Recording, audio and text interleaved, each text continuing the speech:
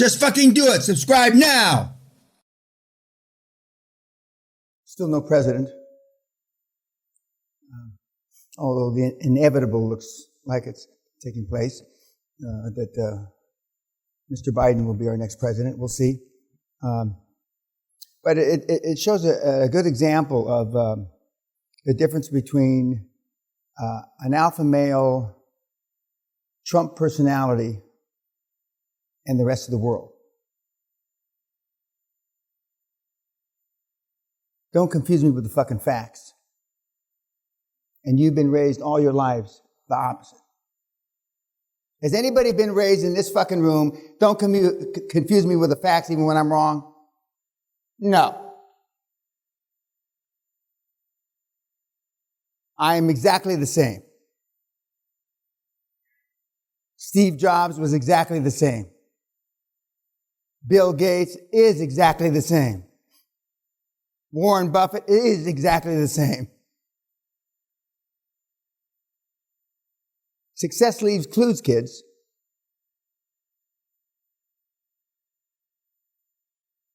And those other people that I mentioned aren't alpha males. The good news is, the best news for the people that are here today is that 98% of all the high-performance people in the world are introverts. I'm going to say it real slow. Does everybody verstehen, everybody that's English isn't a primary language, everybody understand introvert? Like you.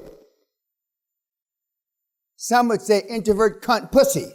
But I'm not going to say that. That's a little early. But if 98% of the high-performance people are introverts, and there's only 2% that pretend to be alpha males, like myself, and of that 10%, or that 2%, 10% are real alpha males, like me and Mr. Trump. But Mr. Trump already knows, even on a subconscious level, he won't allow himself to recognize the fact that he's probably lost the election. Hence, he doesn't give up, which is not 100% the opposite of you, but almost 100% the opposite of you. And now when I say you, I mean you happen to be the 20 meatheads that are in the room, but I mean it's every group. It's not like, well, that's not true. In the 90s, they were different. The men had bigger balls, or I don't know what it was, but now we're dealing in this century, so I can't keep reverting back to the 90s, although most of my billionaires come from the 90s, which is a good fact. We go over why during the whole seminar. We go over why ad nauseum. You'll hear these fucking facts so much you'll be sick to your stomach. And the reason I repeat them, I said last night, not hundreds of times, but 100 times, certain things, i.e. you're not going to follow the steps because you're not going to follow the steps. And even though I know after 27 and a half years that me pounding you about not following the steps does not get you to follow the steps anymore.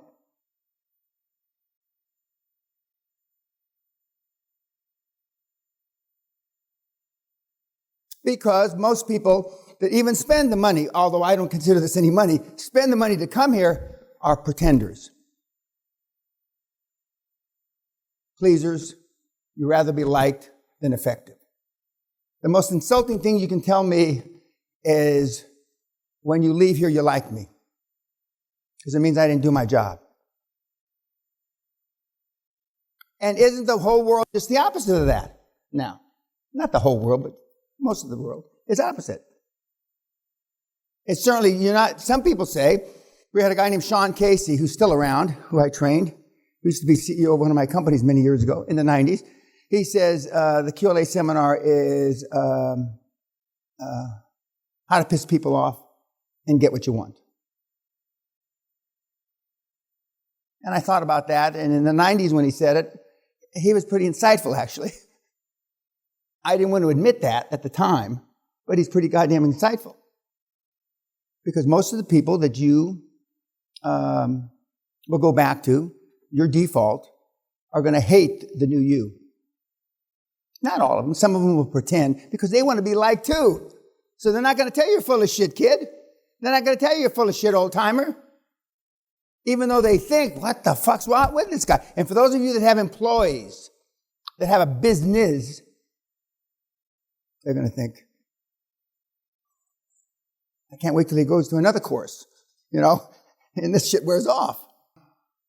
I alluded to it last night. I've been going through a series of interviews for a major newspaper article. It'll come out sometime between now and Christmas. If it doesn't get, if we don't go to war with Putin, and then it'll be cut and thrown on the floor of the newsroom, and it is not made me, but it has allowed me to go back and recall a lot of the shit that I've done over my 50-year career, because they're asking me a lot of questions. And one of the things that I'm absolute death on is people that give me bullshit. So I don't give out bullshit. I give out accurate information even if it hurts. And you're just the opposite. You would shade. You would twist the facts to make you look as good as possible, just as your mother and father did. And look where that got you.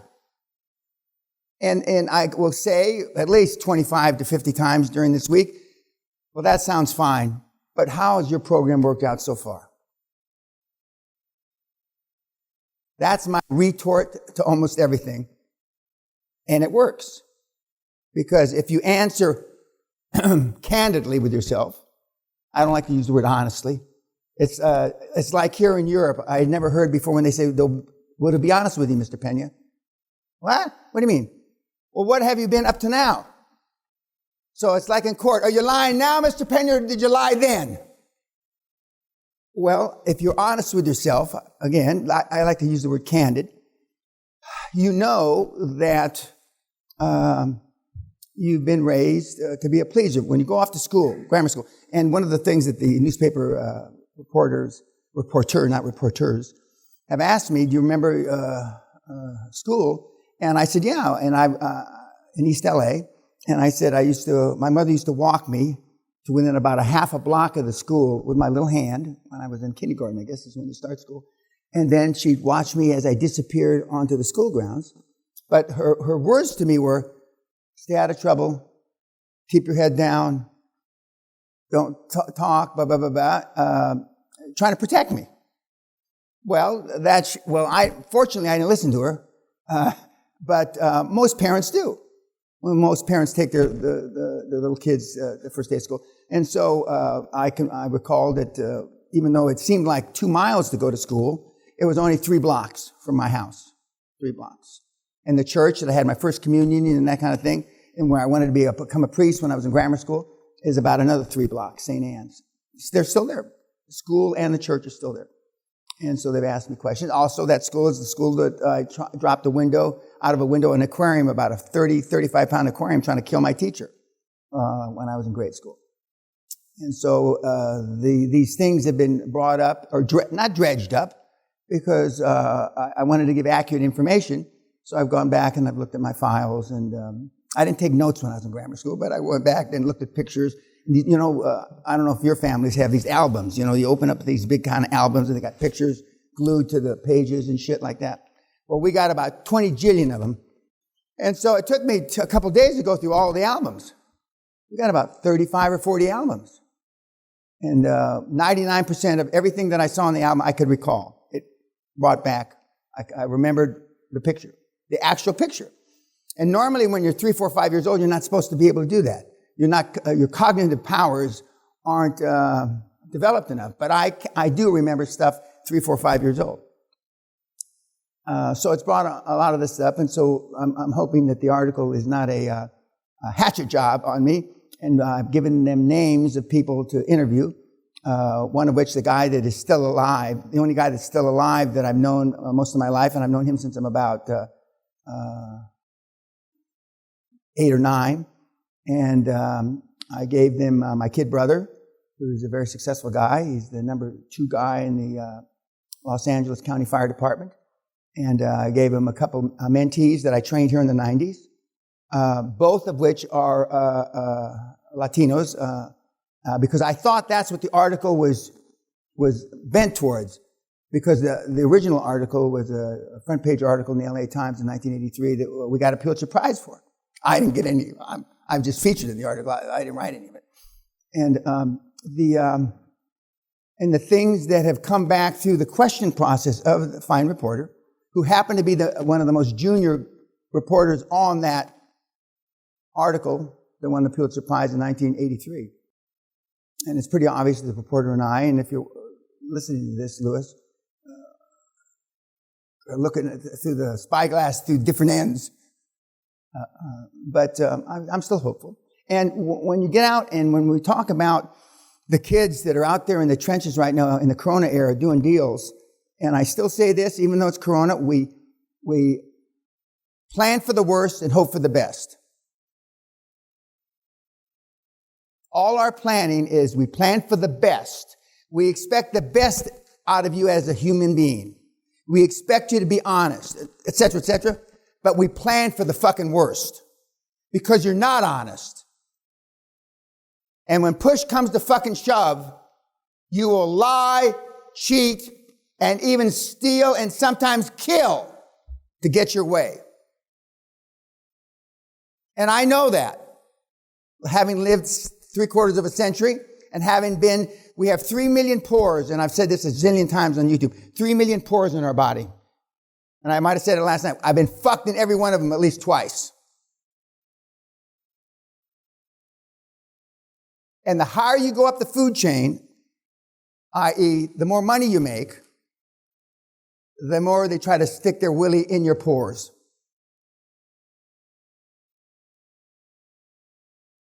The higher you go up the food chain, the more they try to fuck you. And most of the people that come through the seminar aren't prepared for that. Because you're weak. Some of you in this room probably haven't even considered yourself to be weak. But you're not up here looking at you. Yet we turn people like you into gazillionaires. How is that possible, Mr. Peña? And that's one of the questions that they asked me about the article. And I said, if I could make a pill, it's like if I could find a pill that really worked for diets, to not make you want to eat and eat, I'd be a gazillionaire, right? Although we all know, reduce calories, more exercise, right? And that's how you don't turn into a tub of shit, right? Yet, 40% of America and around 40% of Britain are overweight. Obese, not overweight, obese. And for those of you that are young in the room, you're all young to me, you have no idea when you get older how much more difficult it is to burn off calories. You don't have a fucking clue. You hear people talk about it all the time. But I remember when I came back from the military, just at the beginning of 1970, I drove up to my mom's house, was going to surprise her. I'd driven her all the way across country from New Jersey to Los Angeles, and she gets out of the car, and only as I can do, I said, "Mommy, put on weight." I hadn't seen her in 4 years. Now, why did I say that? And my mother retorted back, she was just about to turn 50. I hope I'm still alive when you turn 50. And she was. And she was right. I mean, the calories jump on my belly. Okay? And I was, long time ago when I was in high school, a very poor athlete, there used to be some kind of rule of thumb. Make sure your chest measurement is at least 10 inches bigger than your waist measurement. That's the only thing I remember from those days. And mine is. But just barely now. Just barely now. Because it's a bitch. It's a bitch. Last night, you saw the founder, and we'll talk about that in a minute, who was a prick. Because I've changed the format, I tried to find some super icons that weren't pricks. As they say in this part of the world, I couldn't. That's how the Scottish, I couldn't find one. We found some mediocre kind of guys that, but they were also Rands when you compare them to Jobs. They were also Rands when you compare them to Bill Gates. They were also Rands. But sometimes during the course of the lecture, the next few days, you'll Google fuck. You waste time. Don't Google. It's a waste of time. Most of the stuff that you've Google fucked has been a waste of your time. Otherwise, Why are you here? People only come to me for one or two reasons, desperation or inspiration. And there's not an inspired one of you in the room. And even though some of you that they say you're not desperate, you are, otherwise you wouldn't be here. I've said this a gazillion times. The world is flat, and I am the last town, the last bar in the last town on the edge of the world before you go off the precipice into the abyss. This is it. If you can't make this fucking thing work, you might as well, and metaphorically, because I would never want anybody to kill themselves, metaphorically blow your fucking brains out. And yet some of you won't be able to do it. You won't be able to do it not because it doesn't work, it's because you're not serious. And you would rather be liked more than you would like to be effective.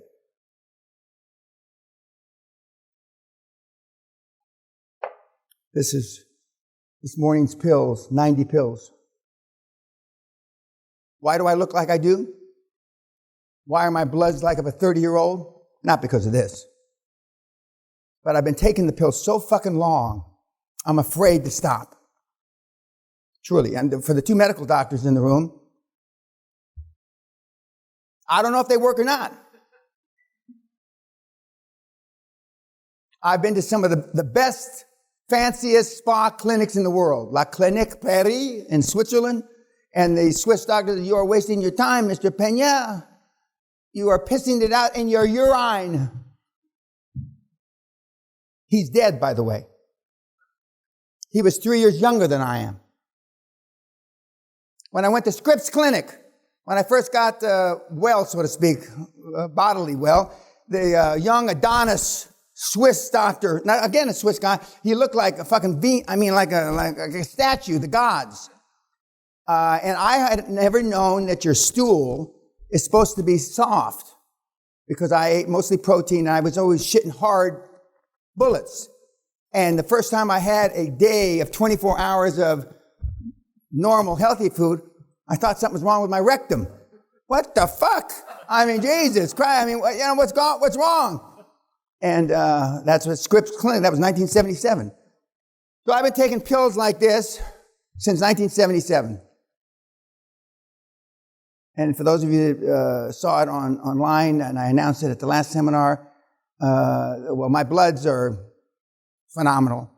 But I had a 75th birthday gift from my wife that we had all the MRIs, all the whole 9 yards, my whole body, and I listed about 15 tests. Took 3 days. Fortunately, it was during lockdown, so the special clinics were empty. They were empty, and they came back and they said, and I hate this phrase, unremarkable, because that doesn't mean dog shit. That just lets the doctors off a hook if you're going to sue them for malpractice. And except for about a third of the tests, they came back of a much younger man. Okay. Which I need to spend 100,000 pounds to tell me something I already know. I would rather give the money to charity. But it was just, the 75th birthday because, as I said to somebody last night, there's people online saying I've got Parkinson's disease, I've got Alzheimer's, I've got this. Yeah, okay. I didn't do it for them. I did it because it was my 75th birthday, and that was the last thing that, in addition to a bunch of other stuff I didn't need, not the least of which is the rolls, the new rolls out there, the QLA bespoke rolls that we had made down at the Rolls-Royce factory. But when you have a lot of money, you can do whatever the fuck you want. And the biggest difference between the audience, every audience I've ever spoke before, is I've always got significantly more money than the whole audience cumulatively.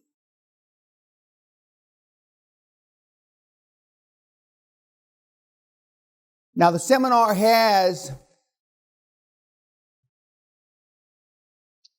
is based, and has been based, and it is more based now on two people, Winston Churchill and Andrew Carnegie. Winston Churchill because he had a pair, Andrew Carnegie because I've stolen his model. So it's not, QLA is the Andrew Carnegie model. And why does Andrew Carnegie, the father of our model, because the He didn't like equity investors because he had to share the equity. That means he had to share the profits with somebody else. And he found borrowing from banks was a lot easier because there were no equity investors.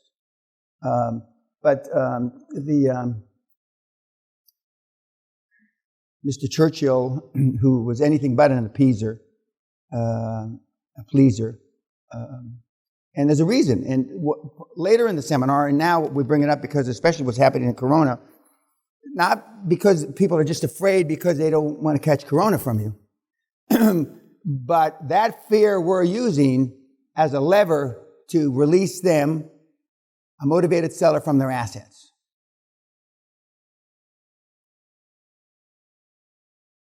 We're never, I didn't think I'd ever live long enough to see this again. But this is the 80s on steroids. If you can't do it now, you should seriously consider the alternative that I mentioned when I first started speaking this morning.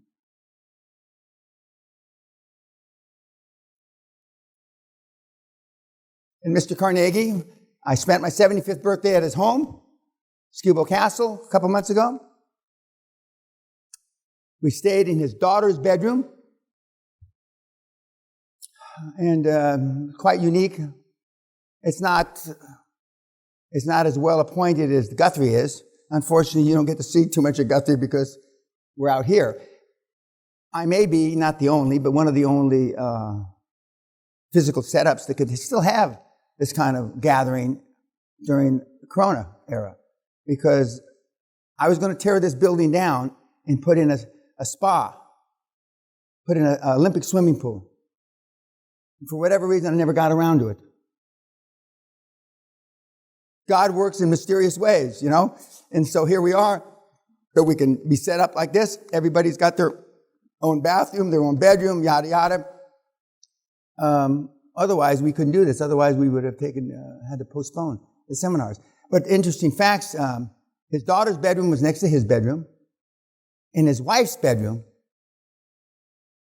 was like at the other end of the castle. You figure it out. No, they were married. He got married when he was 50 because he wanted a kid. And unfortunately for him, he had a daughter instead of a son. That was the plan. But there's some interesting facts. Number one, he's never been knighted, Andrew Carnegie.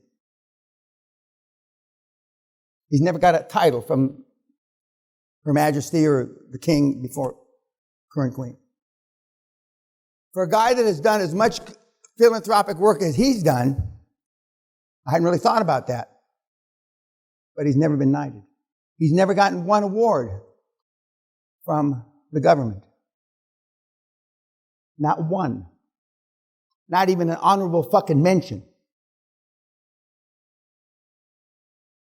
Which leads you to believe that the legend of the reason why he gave his money away, we're going to study more about, remember, success leaves clues. He gave his money away because he raped, murdered, and pillaged to get the money. And so he was trying to clean up his act before he died. And yet, when you go south of here, about 30, 40 miles, you can't hardly find anything that doesn't have Carnegie on it. Because he was born in Dunfermline, which is about 35, 40 miles south of here. But another interesting fact is he bought his way out of the Civil War. He paid a guy $800, which is a lot of money then, to take his spot in the Civil War to fight for the North.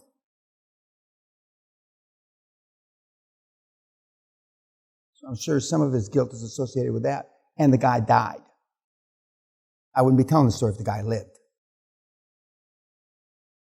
But the seminar is based on him and the fortitude and the grit of Mr. Churchill.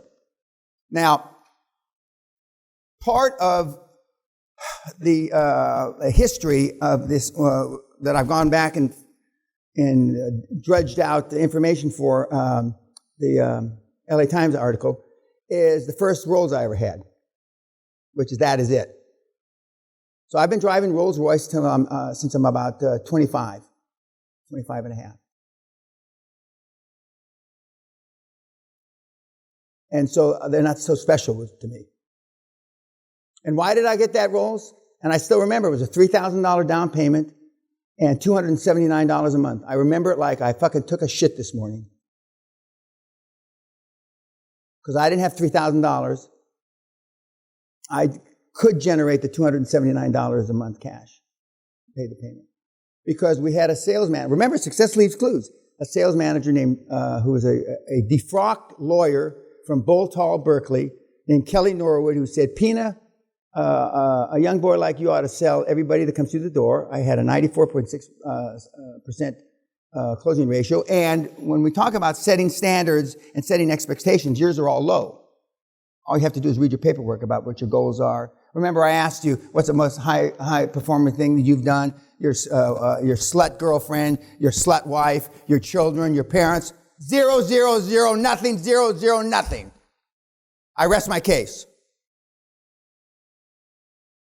And he said that you got to look better than the competition. All my competition in those days were driving Cadillac Sevilles and Lincoln Town Cars.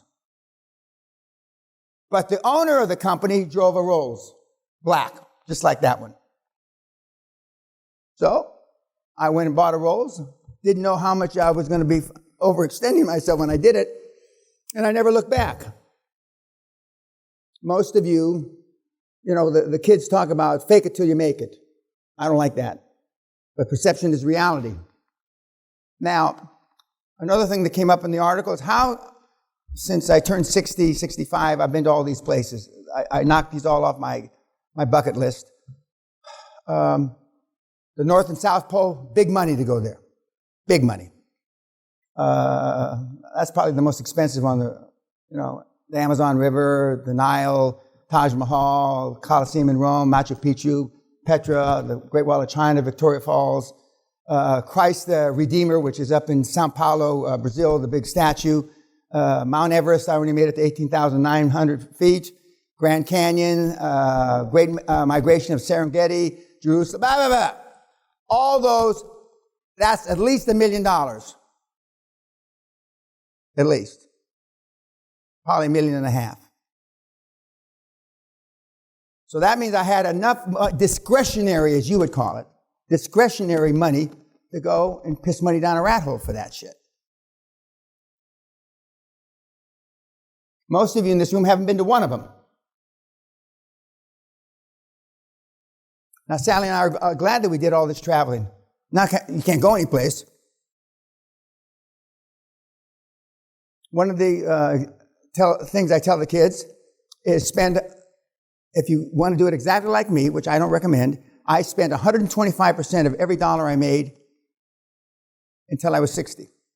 So from the time I got out of university to the time I was 60, if I made $1 million, I spent $1.25 million. If I made $10 million, I spent $12.5 million. If I earned $100 million, I spent $125 million. I never saved a penny until I was 60 years old. Had no savings plan. You know how you're supposed to keep 6 months reserve bullshit? Never. You're supposed to save for college funds? Never.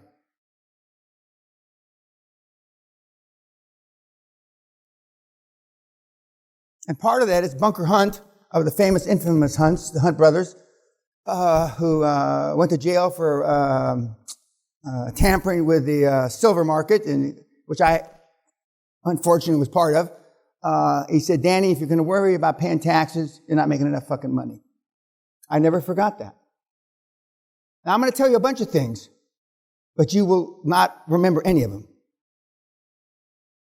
If you are worried about paying taxes, you're not making enough fucking money.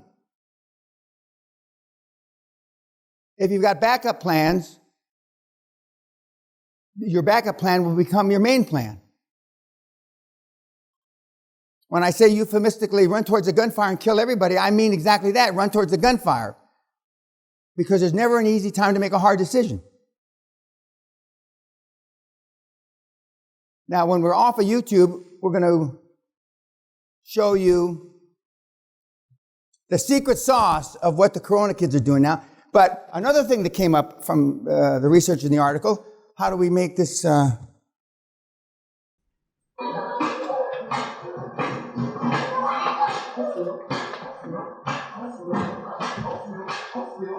get chills because that happened to me so many times I don't remember.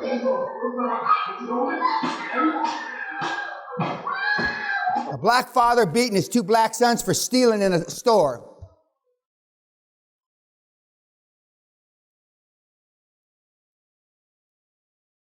Now the father go to jail. Not because he's black, but because you can't beat kids. You don't have the right to beat kids anymore, your own kids. It's a good thing that this law is now and not when I was raising our kids. Spare the rod, spoil the child. I said it 3 times to the reporter because I don't know if he's ever heard it before.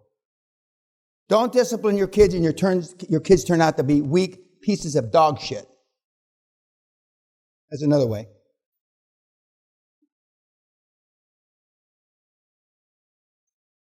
There are times for wisdom, there are times for love, but there are times for strength, which supersedes all. I'm going to prove to you without a shadow of the doubt that 50% of you are by accident. Not just because you're 6 years apart from your brother or sister. I'm going to prove to you without even one little shadow of a doubt that love doesn't work. I'm going to prove to you that religion doesn't work. I'm going to prove to you everything that you've been taught, almost everything, doesn't work. Again, that's why you're here.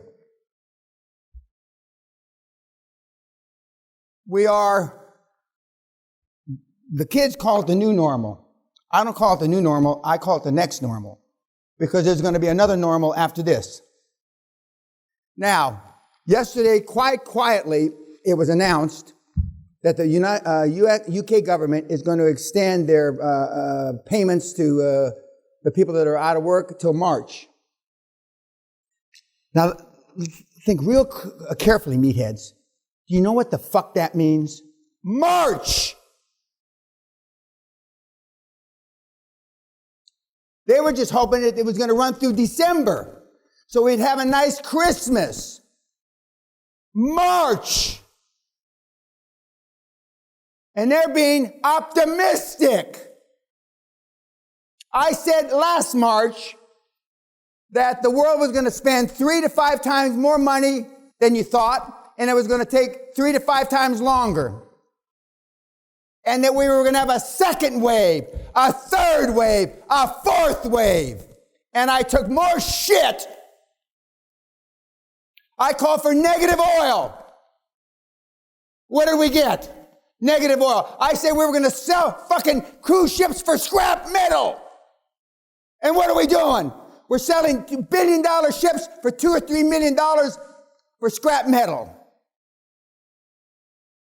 We're so fucked you couldn't sleep if you knew how fucked we are. I know how fucked we are. Warren Buffett doesn't sell all his airline stocks because he's stupid.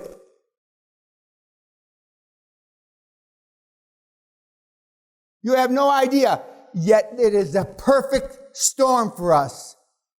Allah and His infinite fucking wisdom has brought us to these supply-demand lines crossing. And that's why the kids are crushing it. 95% of the questions you've ever thought about making money don't ever happen. Don't ever happen. We had a question last seminar, first time in 27 and a half years, somebody actually asked me a question that was new. First time in 27 and a half years. That was new, that I had never heard before. And out of the mouths of babes, a little retard, fuck. With his 40 IQ, I'm exaggerating. Maybe he's got 60 IQ. But, okay, YouTube.